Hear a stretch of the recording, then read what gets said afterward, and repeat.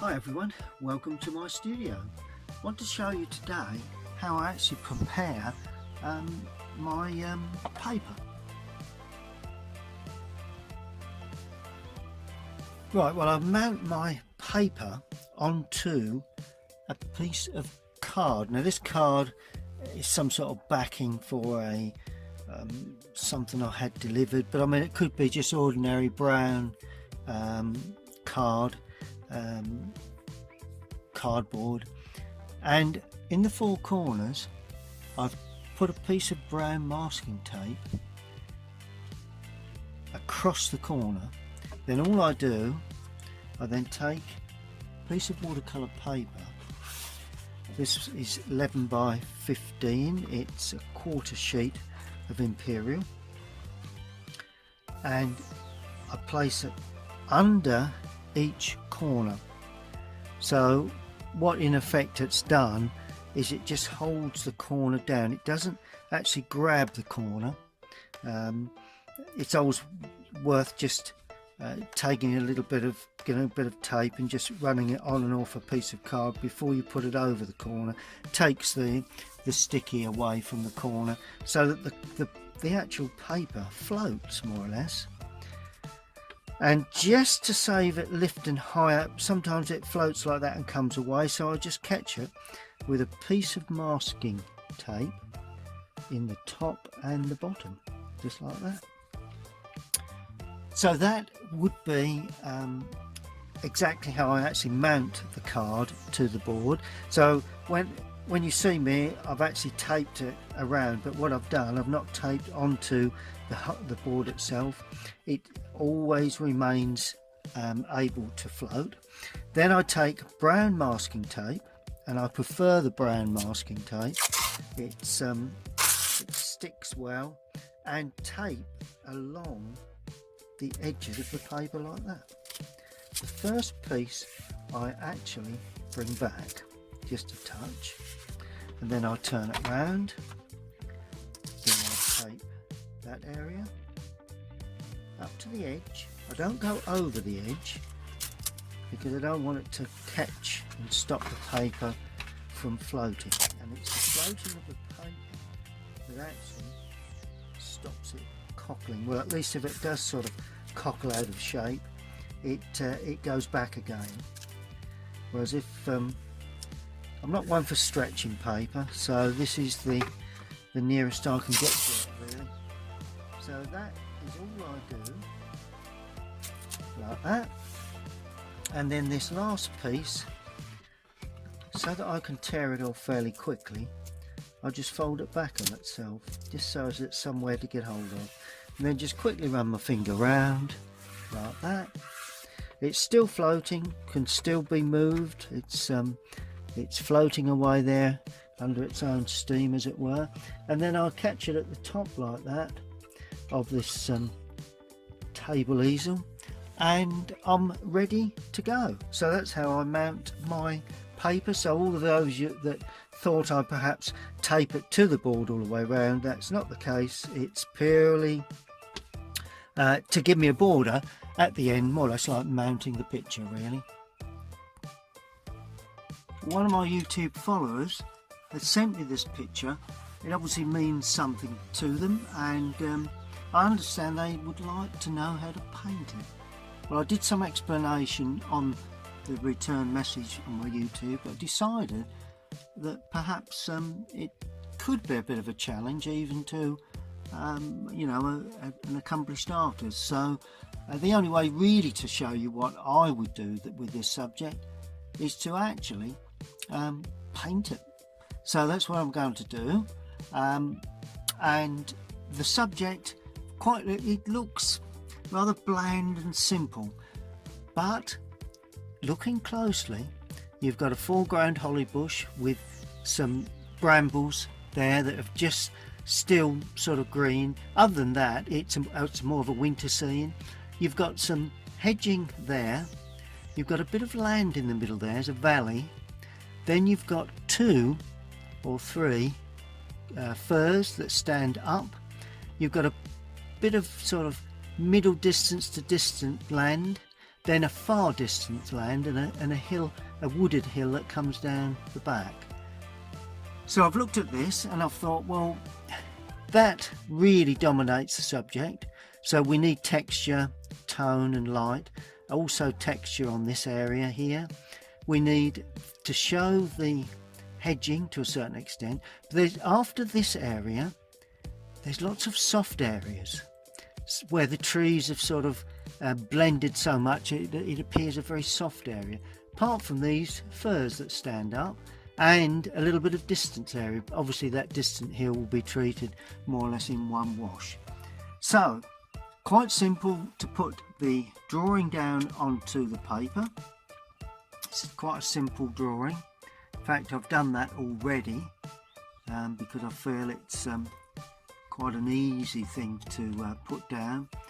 And what I've done, I've put down the distant land. I've not drawn that very clearly or very deeply with pencil, purely because if that don't want that to show up too much, it's going to be a lighter wash.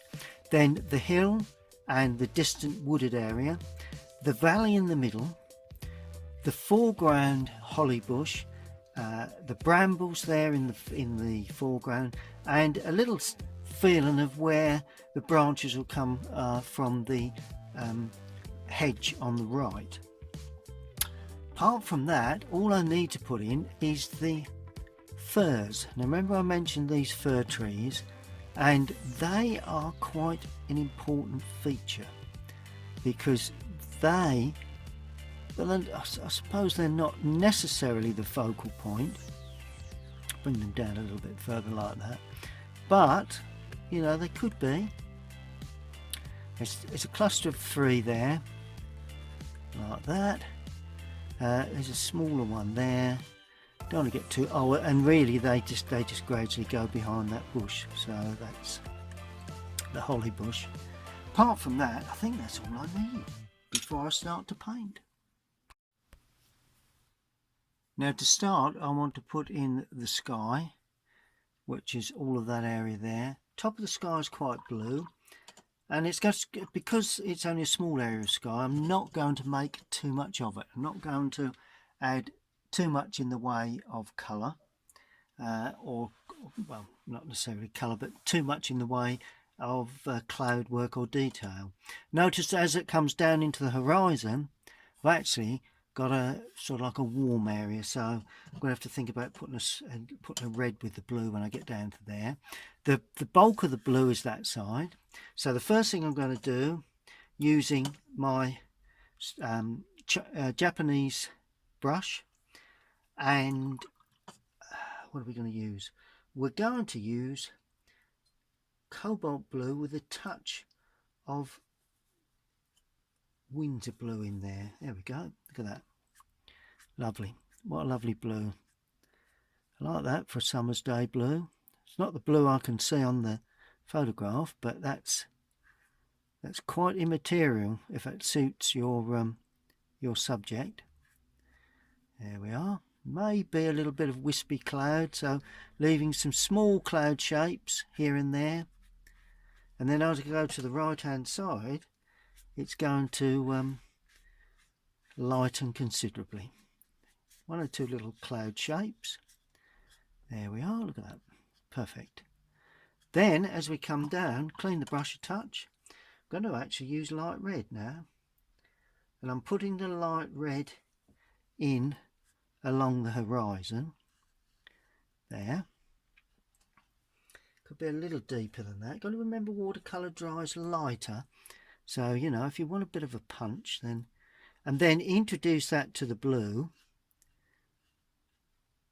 And then all of a sudden, you've got that nice bit of warm, distant brown. Now, the reason I use light red is because I want to use that in the... Just add a bit more strength to that sky. Bring that down into it. There you go. I want to use that light red in... Let me just get this right. There we go. I want to use that light red in the foreground because I want to keep it warm. you know, winter scene should be still kept fairly warm. I don't like to be too weak with the colour, even though they look a little bit sort of just browns and greys.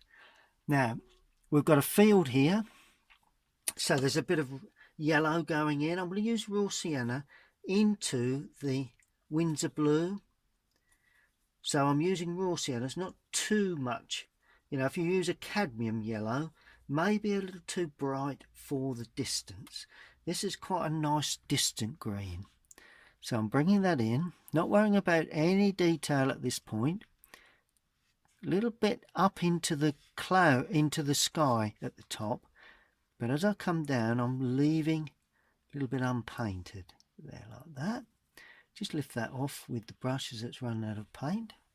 Trying to get a nice soft distant feel to that. Then as I come forward, I'm going to add a touch of light red to that to warm that brown up. See where that brown just gets a little warmer at that point? Just a touch warmer with that brown that I've added. Forget about any details in that, in the distance. And then of course as we come right down into this area where them two areas meet, I'm actually going to add a touch of blue into that, just to, and very light there. Notice how I've lifted off and allowed the brush to mop away a bit of colour. It is a winter scene, but put a bit of colour in. Right, that's looking good. Now just lifting away with that with a damp brush, so as we don't get too much damp colour there. Good. Now this is quite considerably brown, so I'm using burnt sienna now with the Windsor blue, and that will give me a brown, nice brown colour. A little bit of raw sienna gone in as well, and it's into the damp paper at the top. But as I come down, leaving just one or two gaps, then all of a sudden there it breaks out into that hill area there. Yeah, so we're laying the base washes on for the land. Then a bit of light red going in for the distant land. Or it's a tree area really. Not touch that bit yet, but I will do once it begins to dry. The distance. And good. I'm using burnt umber now as well in there, just purely to give me sort of a different feel. Bit of burnt sienna. There we are. Lovely bit of crispness to the lower part, and we come down into this valley area where those two sort of blend together. There we are. Just bring that into there so as we don't. There we are. No gapping there. Good. And then we have sort of like a valley in the centre there, and it's pretty much green, but so we'll paint around that. Good. And now we just paint into this area. That's looking fantastic. And we paint over here. What have we got here? A little bit of light red, a bit of a winter glow to some of those trees there in the valley. And then keeping it fairly light, particularly behind where either side where the bushes will be, there and there. Just keeping an eye on the way things are acting and the way things are going, but it's all looking pretty good to me. And you get the odd tree running out like that. So you've got the nice valley area there. And then we get raw sienna. It's a little bit of sort of, I don't know, yellowy greens there, just to pull in the foreground a little. Just float that away.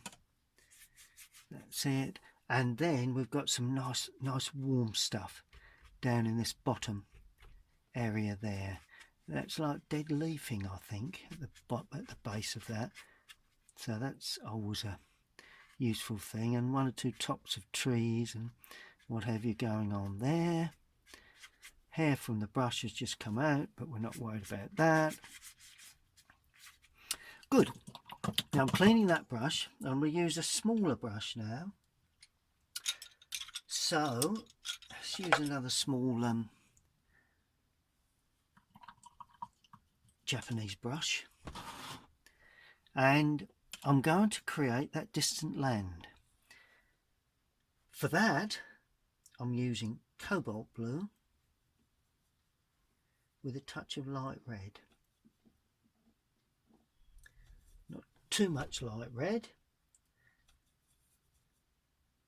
because it wants to be blue, or at least I want it to be blue. And then I'm just going to paint that in. Let's just see if I can just tease that in so it bleeds. So it's bleeding up into that distant sky, and it just hooks away there, and it comes down, gradually bleeds into this area too. So that's our distant land, and then that sort of blends into this area a little bit. There we are, and we'll leave that to dry, I think.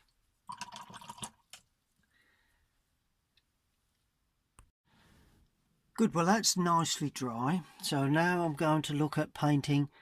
I don't need any more paint on that distance here. I want that to blur hazy into the distance. But there is some little touches on this area that I may need just to put in, just to be a little more detailed. So we've got sort of quite a nice brown, yellowy brown, raw sienna, burnt sienna, a bit more yellow than brown. That's it. Touch of blue in there, but not too much, because I want to show a bit of warm sort of wooded area there that stands up into the sky, comes down a touch and then finishes about there. Right, so that's that, and it finishes quite straight on a straight edge, so it's the edge of that wood there, like that. Then with a damp brush I'm just going to soften that lower part. There we are, look at that. See how that gives us a feeling of distant trees or wooded area. And then of course there's the odd touch of sort of burnt umber, Prussian blue, Windsor blue, just some little dark areas of trees and hedging along this bottom edge there. As it goes away, it mists away into the distance. One or two little touches here and there. It's just purely some hedging and trees in the distance. And there again, when you make these marks, they don't look anything until you actually soften the undersides of them, and you sort of give them a little bit of space, really, a little bit of, just put some little touches onto that as it goes away into the distance there. There we are. So that's the way you produce distance area without detail. Just putting a couple of trees in there. Not sure whether they'll show in the end, but they probably may do. So, and then soften the bottom of those. It's just the tops of the trees you're trying to sort of depict, really. Not put much where the firs are going to be. Good. Now we're getting to sort of the fir area, really. And for that I'm going to use burnt umber and Windsor blue to get a nice sort of rich dark green, sort of like a bluey green, really. There we are, that's about it, I think. Don't be afraid to go a little dark with your colours, because they will show up light, considerably lighter. You can always darken, I would say that. It's my favourite saying, as you know. You can always darken, but you can't lighten. So that's always a useful thing to think of when you're painting dark areas in. And there's another little area there, it's just bleeding up a touch, which adds a nice effect to the tops of those conifers, those firs. Just bring it up a little higher, just so as that blurs nicely, and then all of a sudden that comes into a hard edge. That's quite nice, I think. That's worked. And there's another one here which is a little bit darker, so I add a bit more blue to this one. It's a bit more sort of clear, more clearly defined, but you know, nothing too fussy. No need to be too fussy with these. Another little one there, goes into a point, fairly straight, and there is another one here, but it's of a slightly different type, so they've got to show that. There we are, just a slightly different type of fir. That's good, that's not a problem at all, it's looking all fantastic. One or two little touches here too that I've noticed. Then we clean the brush and we soften where that area meets the land, or in actual fact it's not land, it's trees really, standing into and above a wooded area. So, and then of course you can drag that paint across and create little valleys, and touch of brown now, just to give a sense of other trees and shrubs and what have you in the distance. There we are. Yep, that's looking pretty good to me, no problems there. And then we're going to add a bit of light red to the blue, and we've got a slightly darker sort of greeny area there for tops of trees. Got another little dark area there, and that comes dark after it goes light against the conifers. It comes dark. You know, this sort of process is not difficult to achieve. A little bit of burnt umber again now, trying to keep it all fairly sort of interesting, you know, in colour, so as we don't, these are the tops of the trees, or tops of the clumps of trees that we can see. Obviously once we go to the outside edge we've got that holly standing up there, and then just drag it down, because that's a wooded area in itself. So is that, so is that. There we are, and that's the valley there, looking quite good. We've got hard and soft edges. Now I'm going to look at this side. Now this is, there again, burnt umber with a little Windsor blue. Don't be too dark with this, because it's the distant piece of land that goes down into that. It's a wooded area, so, but it's slightly darker in the form and shape. Here we are, but the trees still stand up. Once we go behind where these trees are, let's create another band there like that, and that gradually goes into the valley. And of course on the underside of that we just soften again. There we are, so as we just show a little bit of softening, and that softens out into the valley. Good, that's not too much to that. And of course this then goes up into the distance, but we're going to have a bit of hedging there, a bit of going to have this foreground. There are foreground areas that we need to show.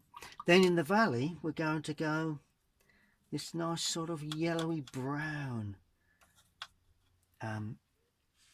wash of colour, because that's what I'm getting from the wooded area there, and that just soaks away like that. It's like a grassy area, I would imagine. Okay, good. Okay, well, we need just to allow that to dry, I think. Well, that's dried off nicely. In actual fact, I did use my my blow heater just to dry that off, just so as we're not taking too much time. Good. Now, I'm now going, because I've dealt with the distance and the middle distance, got little things to do there, a little bit of deepening and softening, but I just want to put this foreground in now. This foreground I'm going to do with a flat, my favourite little 3/8 flat. You can tell that's been kicking around a while because unfortunately it is a Pro Art, it's a good quality, but I had it some time. You can see where the paint is coming off of the handle, but still works quite well for me. Good. Now I'm going to put in the lower area, there's some nice brambles and the leafing is still yet to die off. So to get that colour, cadmium yellow, nice rich yellow, that I like that, with a dry brush.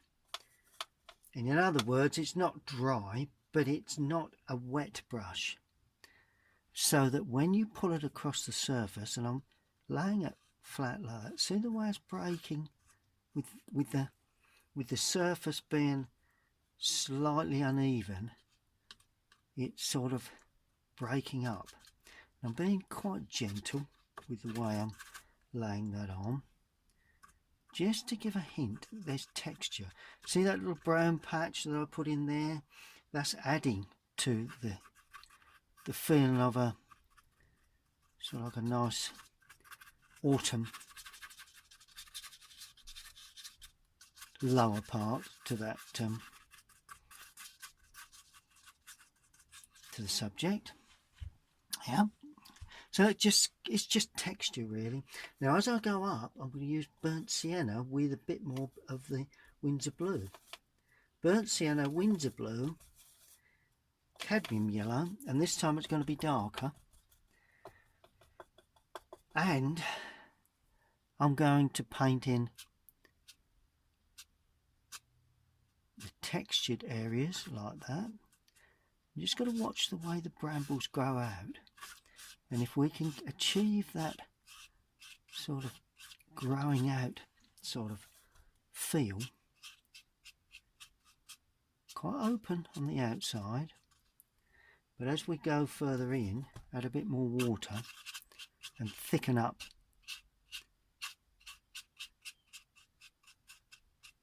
See, that just thickens the wash. I want to leave some texture because that is the idea of this.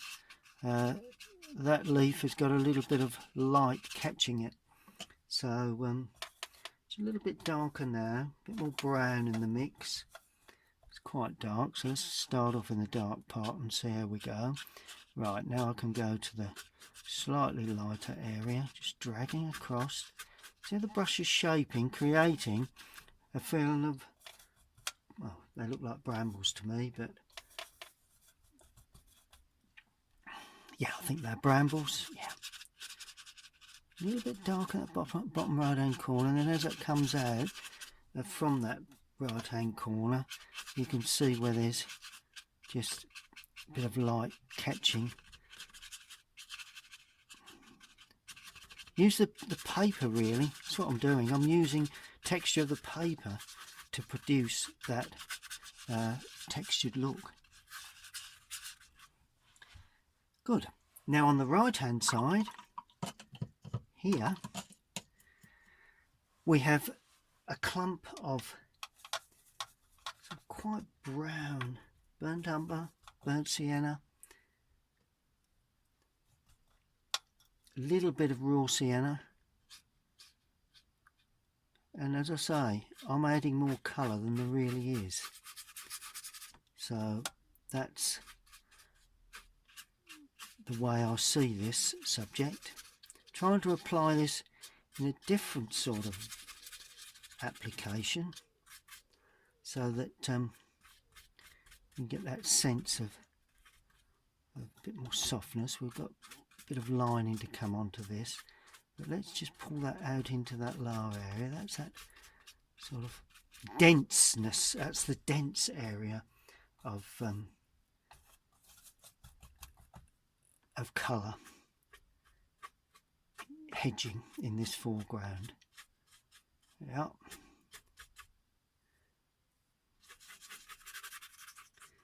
And blend it. Don't have bands of colours. It blends together, you know. So, and then I'm softening the top. As it goes away down the valley, tops of these trees are softer. And they gradually get lost in amongst the distance. There. Nice and soft.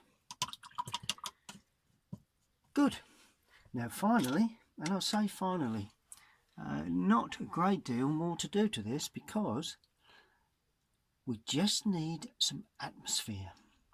We need to feel that there's just a little bit of, how can I put it, there could be a cloud that's covering the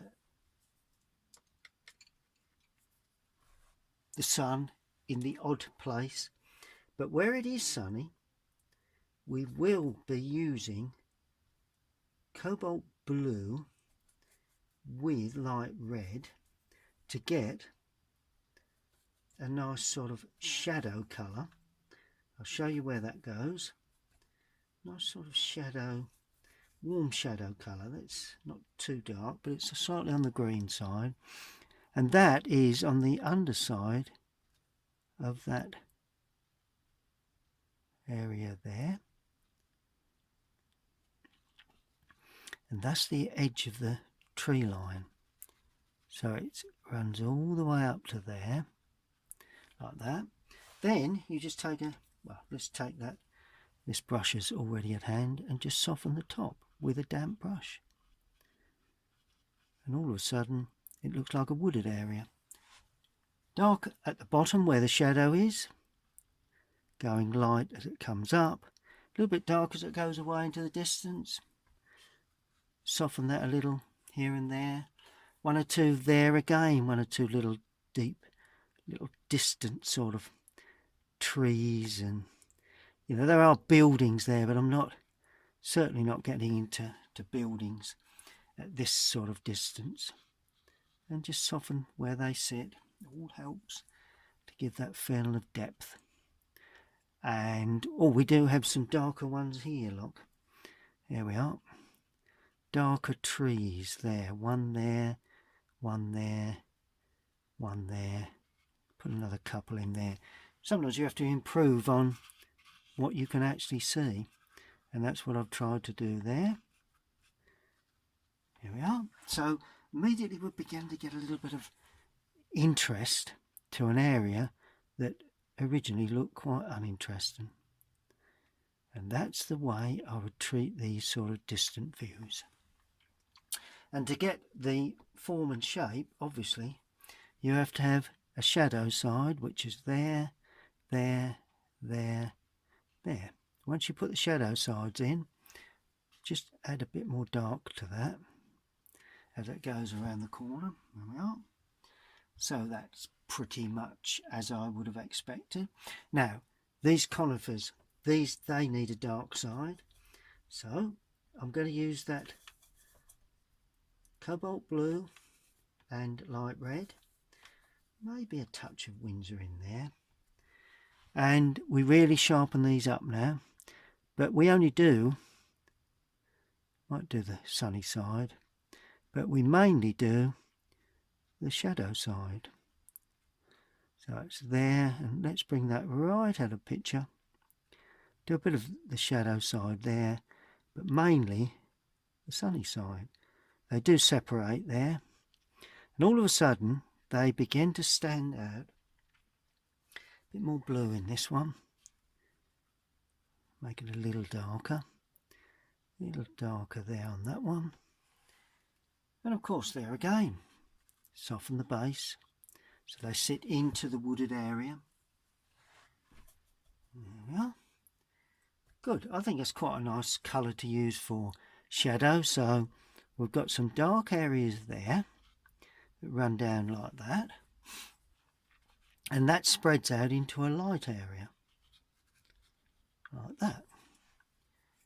So we check all these areas, give them a feeling of we've got, I know what we have got. We'll put those in a moment. One or two little trees that I can see, and some of them stand up like that in this lower area. So it's always a matter of giving an impression of what you see rather than copying exactly what you see. It's getting a feeling of the view itself. Here we are, and that's dark there, but of course it comes down into the light. Let's just damp the brush a little more. Comes down into the light there. Then we have varying tones there, a little bit darker, a bit lighter, a bit darker, a bit lighter, and as we go away, nice and soft there. There we are. And as we come down into the valley, we will, there again, have a bit of a shadow under parts of those tree areas. You can see them if you look closely. Like that. And then to make them look like trees, you just lift up into that area there, and all of a sudden you've created a sense of a wooded area. Then we go over a bit more blue this time, because there is quite a dark area there. Soon soften that to lighten it up. But as we move down, obviously, drop clean water just to soften that in. There, like that. A little bit there, perhaps. That'd be nice. Another row of trees and what have you. Down into that valley area. Good. All we've got to do now is to put in the real dark areas. Okay, now the dark areas, we're going to use burnt umber and Prussian blue. Let's put a little bit of light red with that, just to cool it a touch. That's better. There we are. Bit of light red, Prussian blue, or actually Windsor blue. I say Prussian, could be either, but it's Windsor blue. And for this, I'm going to paint in, there is just a hint at some trees there. If you get a gap, just paint in some shapes of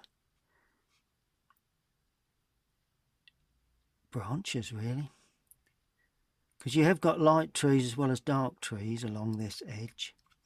So, and you'll see a few as we come up into the,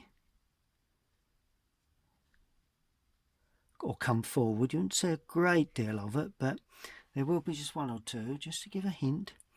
We're just suggesting, we're not depicting, just suggesting that the valley goes around there.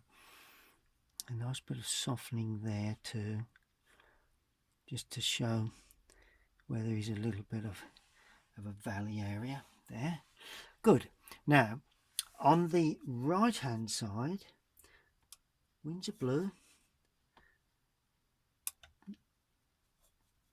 and this has got burnt sienna in the Windsor blue, and we have the holly. Actually, a bit more water with that.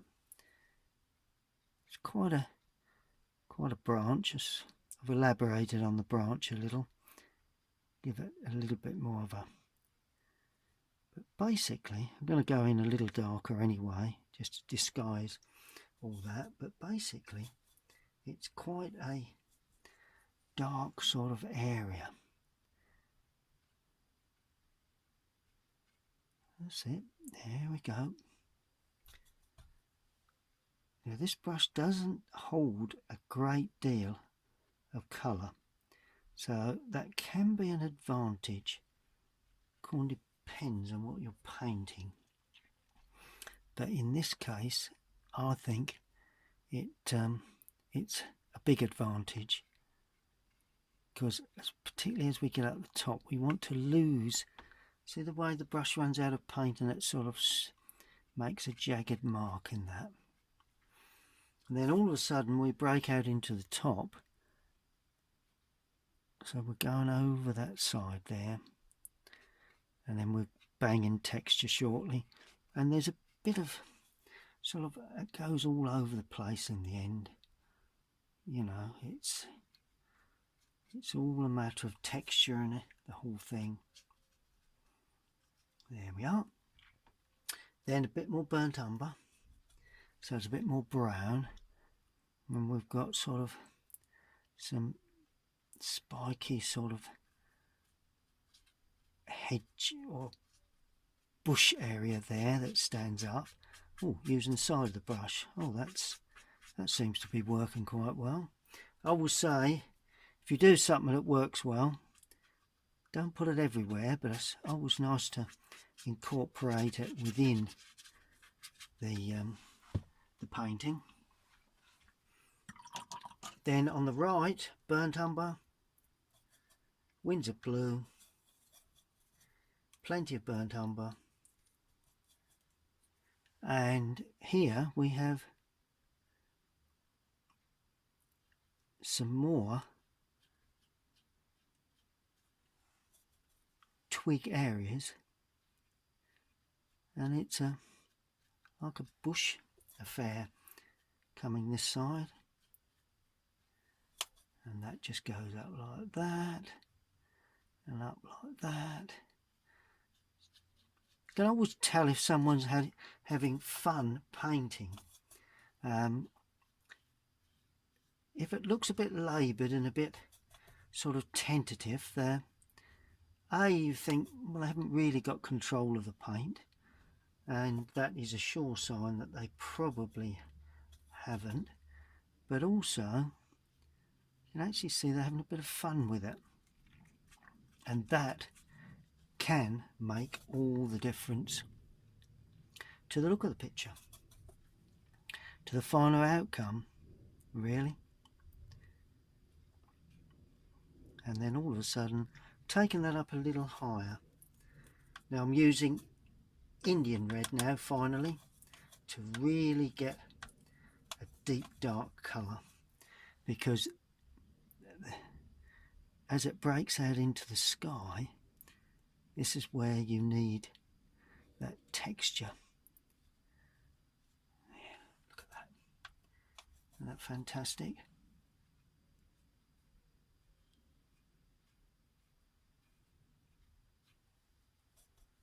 And what sort of bushes and shrubs they are, I'm not really sure, but that's not my concern. My concern is getting texture and a feel of light. There we are, one or two little areas there. It's all about light and dark, really, painting. Tone, colour, texture.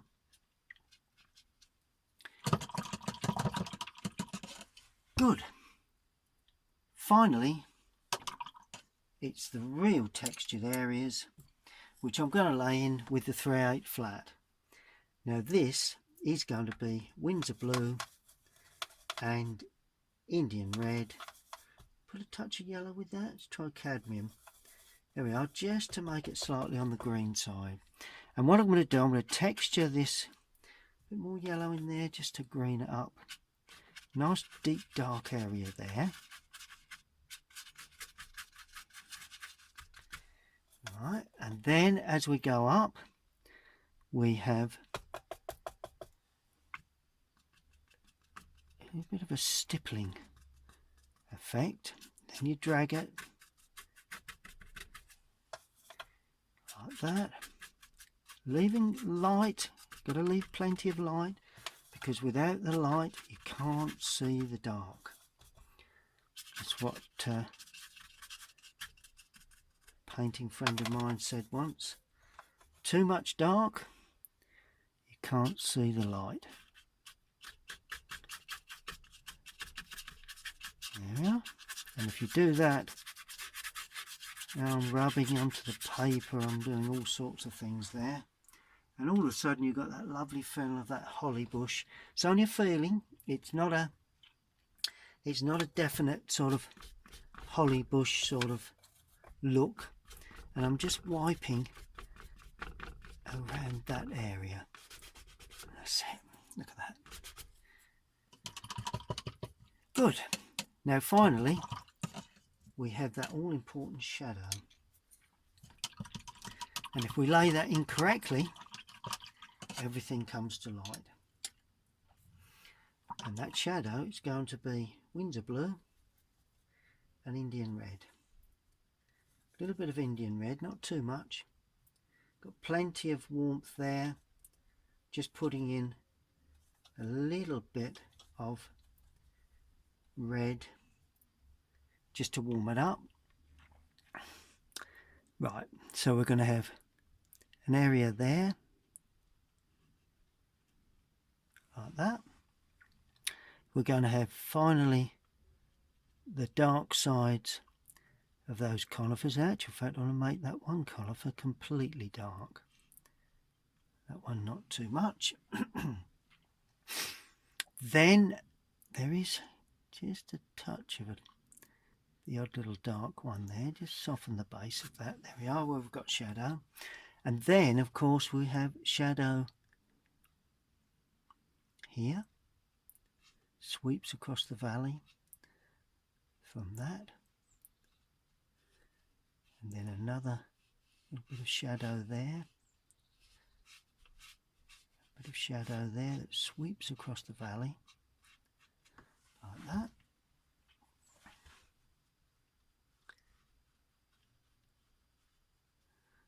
That's good. And of course, where it sweeps across, we have to soften it. Because at this sort of distance, you wouldn't actually see hard edge shadows. It'd be quite soft edge. Like that. Good. Then we have areas of shadow within those trees. And we have another area of shadow there within those trees. Then it softens down into a lighter area. All the underwashes, very important. A lot of people used to say to me, well, you've overpainted the underwashes, but without those you haven't got texture. You've got no shape, form of any sort. Good.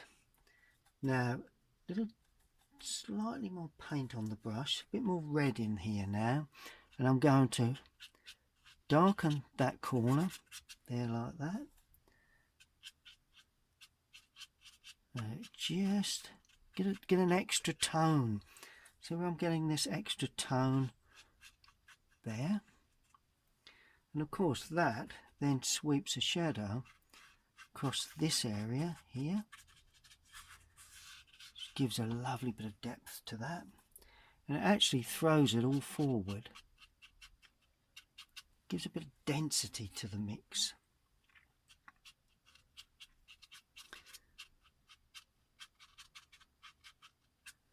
That's it.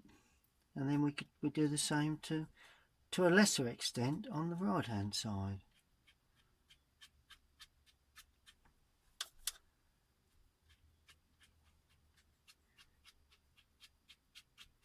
Yeah.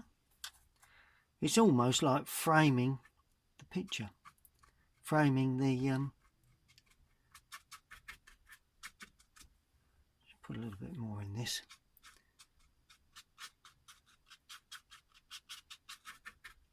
Framing the valley, really, I suppose you could call it. Bit of blue up in the sky there. May need to just add to that a touch, and then sweep that down like that. Of across there, down into the foreground. Brilliant. Finally, just a little bit of sort of texture onto that, just to justify those blue areas.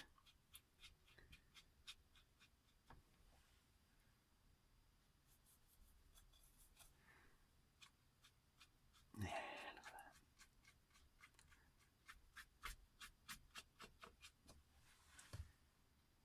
Good. We'll allow that to dry.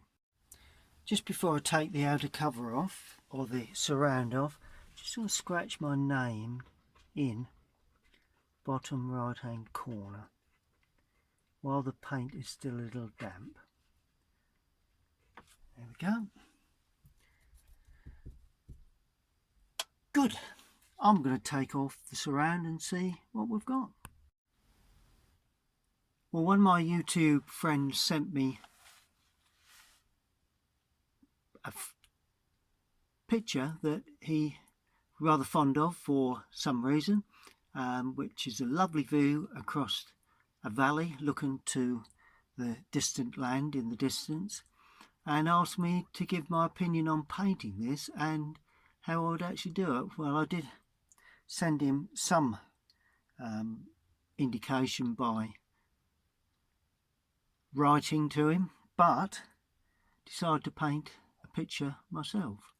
So consequently, I've just run through the painting process, and there, just bring that up a tad more, there you can see basically the finished painting. And what I've done, I've created a nice soft distance and some dark and some light areas, because that's the thing that makes these scenes look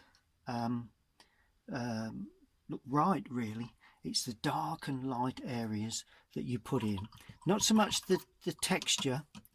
It's the texture in the foreground that does it, but in the valley itself, just need one other thing in the valley. Just want to add, just before we finish, a wash of green, because I want to make that a green valley. Just a nice green touch there, like that. Look at that. See how that brightens up, gives it a lovely sort of sunlit feel. There you go. So there we have it, a painting produced from a picture that a YouTube follower of mine sent me, and I hope you've enjoyed that. If you have, please click on the logo bottom right hand corner. You will then receive notifications when I upload any other videos. Happy painting if you want to have a go at that one, and we'll see you all again very soon. Thank you for watching.